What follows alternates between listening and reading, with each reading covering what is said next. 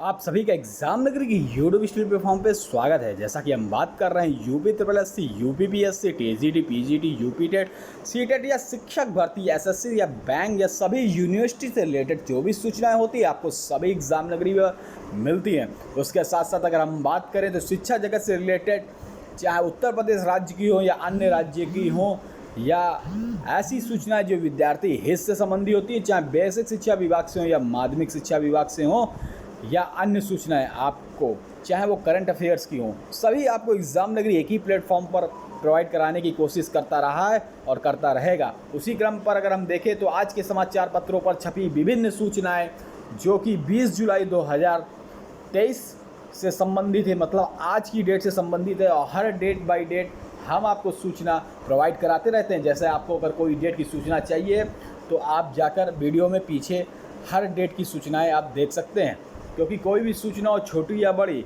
अगर आपको सही समय पर मिल जाए वो सूचना तो आपके लिए वो सूचना लाभकारी होती है। आशा आप सभी भाई बहनों ने चैनल को सब्सक्राइब कर बेल आइकन दबा दिया होगा, जिससे कोई भी सूचना वगैरह हो आप तक सबसे पहले पहुँचे, उसका नोटिफिकेशन हो या उसकी जानकारी आप तक सबसे पहले पहुँचे। तो चलिए बात करते हैं आज के समाचार पर संबंधित सूचना है। तो देखिए, स्नातक की समकक्ष अहर्ता का विवाद दूर हो गया। अपर मुख्य सचिव ने जारी किया है पत्र। आरओ एआरओ सहित कई नई भर्तियों का रास्ता साफ हो गया है। अब ये भर्तियां आपको जल्द ही देखने को मिलेंगी। उत्तर प्रदेश लोक सेवा आयोग में भर्तियों के स्नातक की समकक्ष अहर्ता का विवाद दूर हो गया है। इससे लेकर शासन ने स्थिति स्पष्ट कर दी है। ऐसे में समीक्षा अधिकारी आरओ, सहायक समीक्षा अधिकारी एआरओ सहित कई नई भर्तियों को शुरू करने का रास्ता साफ हो गया है। इलाहाबाद हाईकोर्ट ने 17 सितंबर 2021 के आदेश को जारी किया था कि भर्ती संस्थाएं पद विज्ञप्ति करने से पूर्व समकक्ष अहर्ता का निर्धारण करते हुए विज्ञापन में उसका स्पष्ट उल्लेख सुनिश्चित करें। उत्तर प्रदेश शासन के अपर मुख्य सचिव डॉक्टर देवेश चतुर्वेदी की ओर से सभी विभागाध्यक्षों को जारी किए गए पत्र के अनुसार कई विभागों को अवगत कराया गया है कि समकक्ष अहर्ता निर्धारित न होने के कारण उत्तर प्रदेश लोक सेवा आयोग रिक्त पदों का अधियाचन वापस कर दे रहा है और इस भर्ती से प्रक्रिया शुरू होने में देरी हो रही है।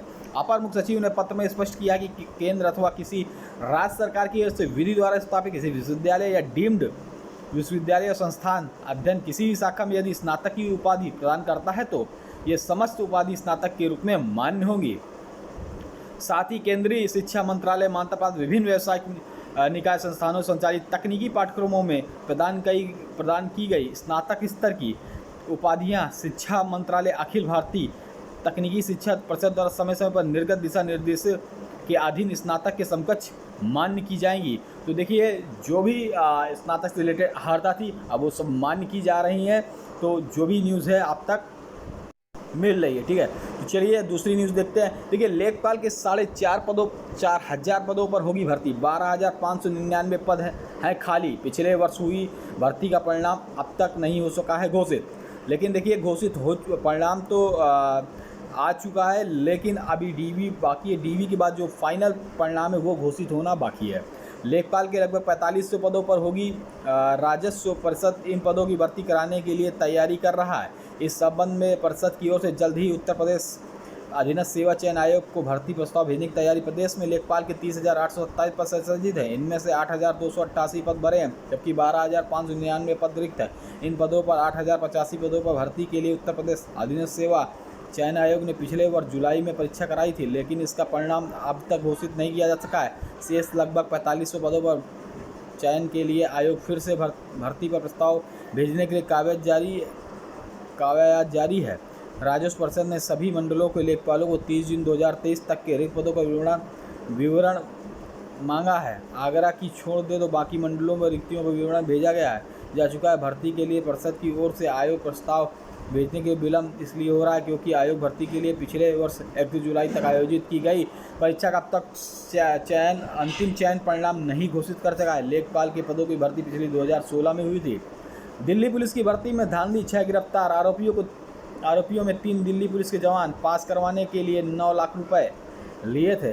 क्राइम ब्रांच दिल्ली पुलिस ने सिपाही भर्ती फर्जीवाड़ा करने वाले गिरोह को पर्दाफाश किया। इनमें से संबंध में पुलिस वाले ने 6 आरोपियों को गिरफ्तार किया है। गिरफ्तार आरोपियों में दिल्ली पुलिस के 3 कर्मचारी और परीक्षा केंद्र के 3 कर्मचारी शामिल हैं। 30 सितंबर तक होगी प्रमोशन की चयन प्रक्रिया निर्देशों का पालन न होने पर जिम्मेदार अधिकारियों की जवाबदेही तय है।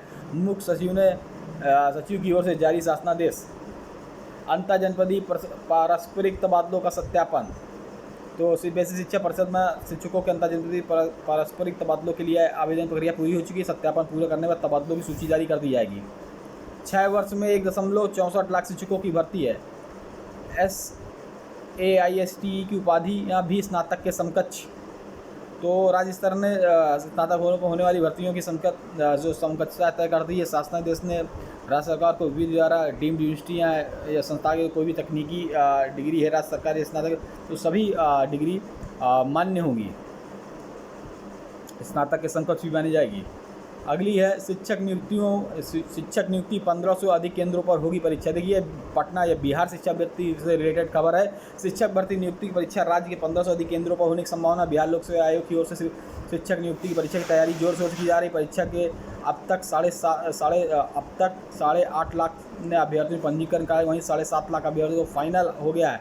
माध्यमिक के लिए 64,000, उच्च माध्यमिक 38,000 से अभ्यर्थियों के 1 से 5 तक के लिए आवेदन किया गया। गुरुवार तक विलंब शुल्क के साथ आवेदन भरा जाएगा। आयोग के सभी जिलाधिकारियों को परीक्षा केंद्र के लिए पत्र लिखा गया है। 16,000 से पदों पर ही दूसरे राज्यों अभ्यर्थियों को मौका है।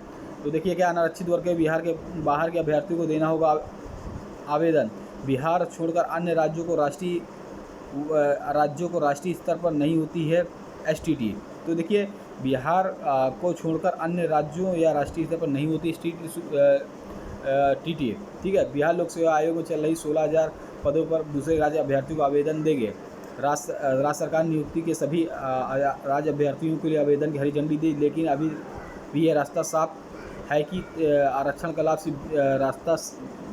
है कि किसी तरह के भी आरक्षण का लाभ सिर्फ बिहार के निवासियों को मिलेगा। इस संबंध में मुख्य सचिव ने 3 जुलाई को संबंध जानकारी दी थी। तो चलिए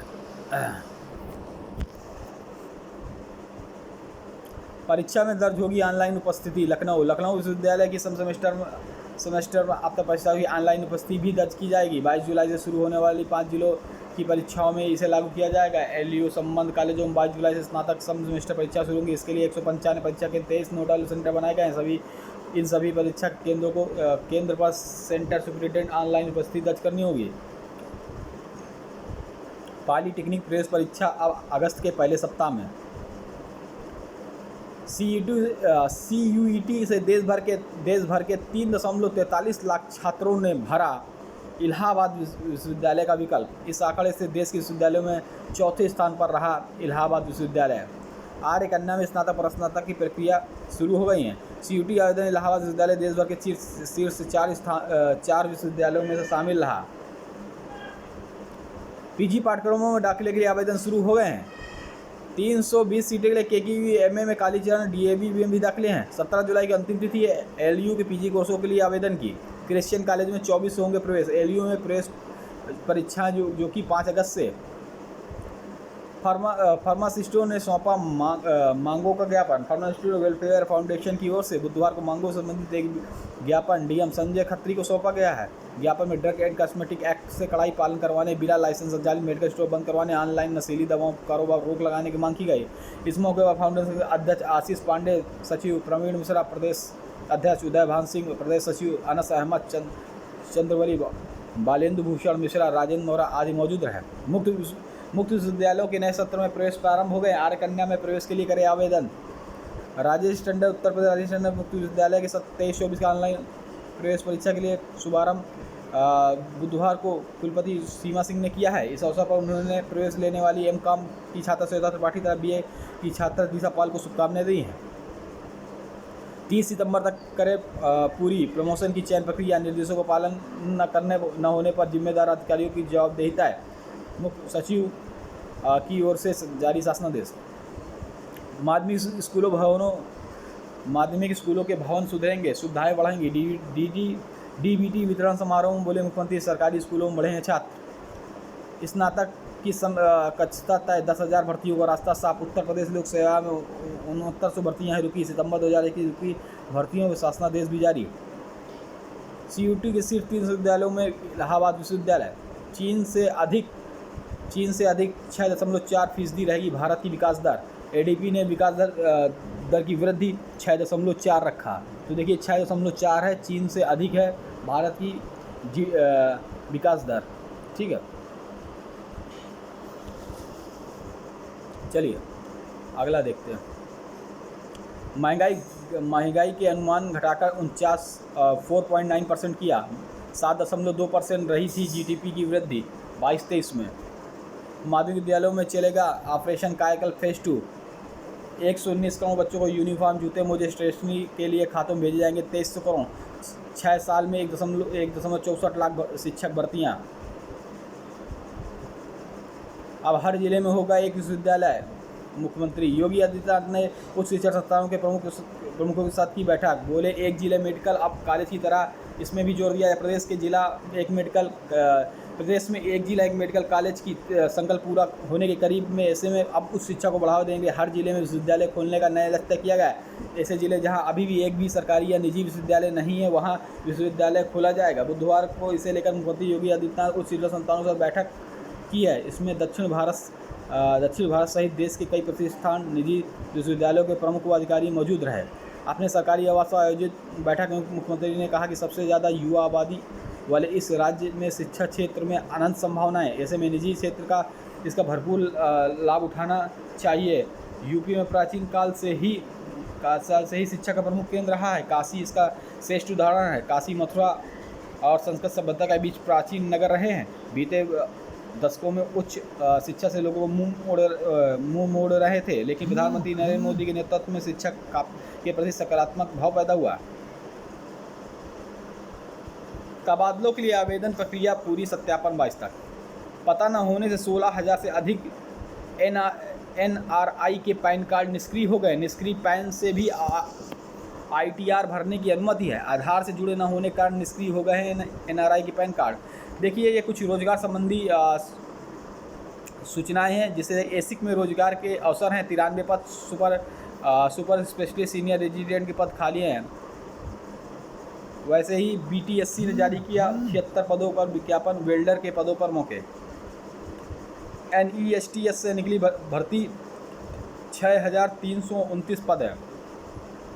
TGT व हॉस्टल वार्डन पुरुष महिला के पद रिक्त हैं। अधिकतम आयु 35 वर्ष। आरक्षित वर्ग के अभ्यर्थियों को आयु सीमा छूट दी जाएगी। वेतनमान 29,200 लेकर 1,42,000 प्रतिमाह दे हैं। आवेदन की अंतिम तिथि 18 अगस्त। यहाँ भी कर सकते हैं आवेदन। नेशनल फर्टिलाइजर लिमिटेड, यहाँ पे कंपनी सचिवालय के पद रिक्त है। संयुक्त विद्युत विनियम आयोग के वित्त लेखा अधिकारी के पदों को समान है। अंतिम तिथि 21 जुलाई है। बीटेक में एडमिशन की मेरिट आज। तो डॉक्टर शकुंतला मिश्रा राष्ट्रीय पुनर्विकास विश्वविद्यालय में कल शुरू होगी काउंसलिंग। अब बिजली पासी कॉलेज में अभ्युदय कोचिंग। तो देखिए IT और BEd की फीस 24-26 तक जमा होगी। ठीक है। शिक्षकों और कर्मचारियों को माह की पहली तारीख को मिलेगा वेतन तथा शिक्षकों के वेतन का उठा मुद्दा एरिया भुगतान पर भी चर्चा। माध्यमिक स्कूलों की सुविधाएं बढ़ेंगी और ये सभी। निकायों में केंद्रीकृत और अकेंद्रीकृत सेवा के रिक्त पदों पर होगी भर्ती। पहले चरण में मृतक आश्रितों को दी जाएगी प्राथमिकता। चुनावी साल में नगर निकायों के केंद्रीकृत और अकेंद्रीकृत सेवा के रिक्त पदों पर जल्द भर्ती करने की तैयारी। हालांकि पहले चरण में रिक्त पदों पर मृतक आश्रित कोटे वाले को प्राथमिकता दी जाएगी। इसके लिए स्थानीय निकाय निदेशालय को दोनों ओर से सेवा सीधी भर्ती वाले रिक्त पदों का ब्यौरा जुटाने को कहा है। स्थानीय निकाय निदेशालय की ओर से सभी नगर निकायों के नगर आयुक्त व अधिशासी अधिकारियों के संबंध में निर्देश भेजा गया है। जिसके साथ एक प्रारूप भी भेजा जाएगा जिसके आधार पर रिक्त पदों की सूचना मांगी गई है। केंद्रीय सेवा सीधी भर्ती रिक्त पदों के अलावा मृतक आश्रित कोटे को होने वाली नियुक्तियों की शेष रह गई संख्या के बारे में भी जानकारी मांगी। सूत्रों के मुताबिक निकायों के अलावा जल निगम मृतक कर्मचारियों आश्रितों को भी नगर निगम के ही पदों पर नौकरी देने की तैयारी है। एक उच्च पदस्थ सूत्र बताया कि मृतक आश्रितों को समायोजित करने के बाद जो शेष पद देंगे उन्हीं की सीधी भर्ती के लिए अधियाचन उत्तर प्रदेश लोक सेवा आयोग और राज्य अधीनस्थ सेवा चयन आयोग को भेजा जाएगा। उन्होंने बताया कोशिश यह है कि अगस्त तक जल निगम और नगर निकाय रिक्त पदों की भर्ती के प्रस्ताव को मंजूरी दिलाकर संबंधित आयोग को भेज दिया जाए। सिपाही भर्ती में उम्र सीमा में मिले छूट। प्रतियोगी छात्र संघर्ष समिति के मीडिया प्रभारी प्रशांत पांडे ने मुख्यमंत्री को पत्र लिखकर आरक्षी सिपाही भर्ती के छात्रों को सीमा छूट दिए जाने की मांग की है। लिखे गए पत्र में कहा गया सिपाही 2018 की बात नहीं हुई, ऐसे में लाखों बेरोजगार प्रतियोगी छात्रों के हितों को देखते हुए आयु सीमा गणना 2018 किया जाए या फिर 5 वर्ष तक की छूट दिया जाए। ये देखिए आज के समाचार पर विभिन्न प्रकार की मुख्य खबरें जो थी, आपको एग्ज़ाम नगरी ने एक बेहतर प्लेटफॉर्म के माध्यम से आपको सभी खबरें डे बाय डे या हर दिनांक की आपको प्रोवाइड कराता रहा है। उसी क्रम पे आज की खबर आपको मिल गई है। जो भी भाई बहन अभी तक जो नए हैं, जिन्होंने चैनल को सब्सक्राइब नहीं किया, सब्सक्राइब कर बेल आइकन दबा दें। हाँ, लाइक एंड शेयर जरूर कर दें। जय हिंद, जय भारत, धन्यवाद।